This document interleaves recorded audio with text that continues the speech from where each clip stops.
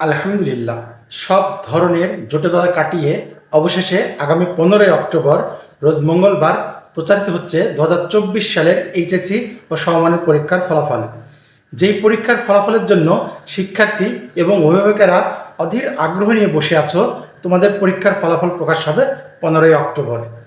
ঢাকা শিক্ষা বোর্ডের চেয়ারম্যান ও আন্তঃশিক্ষা বোর্ড সমন্বয় কমিটির সভাপতি অধ্যাপক তপন কুমার সরকার এই বিষয়টি নিশ্চিত করেছেন। তিনি বলেছেন, 15ই অক্টোবর তোমাদের পরীক্ষার ফলাফল প্রকাশ করা হবে। রীতি অনুযায়ী প্রতিবার পাবলিক পরীক্ষার ফলাফল প্রকাশ করেন সরকার প্রধান।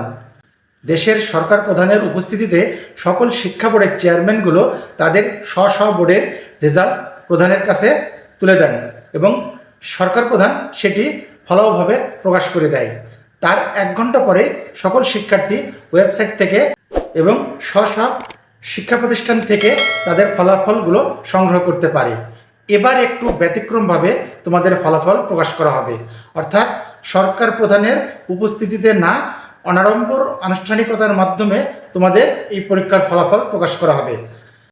15 তারিখ 11টার দিকে প্রতিটা শিক্ষা বোর্ডের চেয়ারম্যান তাদের নিজ নিজ ওয়েবসাইটে এই ফলগুলো প্রকাশ করবে এবং তোমরা আগের মতোই SMS-এর মাধ্যমে এবং নিজ নিজ শিক্ষা প্রতিষ্ঠান থেকে এই ফলাফলগুলো সংগ্রহ করতে পারবে। অধ্যাপক তপন কুমার সরকার আরও বলেন, পরীক্ষার ফল প্রকাশের 1 মাসের মধ্যেই ট্রান্সক্রিপ্ট প্রত্যেকটা শিক্ষার্থী হাতে পেয়ে যাবে। উল্লেখ থাকে যে 9টি জেনারেল শিক্ষা বোর্ড, 1টি কারিগরি শিক্ষা বোর্ড ও 1টি মাদ্রাসা শিক্ষা বোর্ডের অধীনে প্রায় 14,50,000 শিক্ষার্থী এবার এইচএসসি পরীক্ষায় অংশগ্রহণ করে। পরীক্ষার মাঝপথে কোটা সংস্কার আন্দোলনের কারণে বাকি পরীক্ষাগুলো বাতিল ঘোষণা করা হয়। এরপরে সাবজেক্ট ম্যাপিং করে তোমাদের এই ফলাফল তৈরি করা হয়েছে। তো প্রিয় শিক্ষার্থী বন্ধুরা, তোমাদের সকলের ফলাফল তোমাদের মনের মতন হোক, এই প্রত্যাশা করে আজকে এখানে শেষ করছি। ভিডিওটি দেখার জন্য ধন্যবাদ।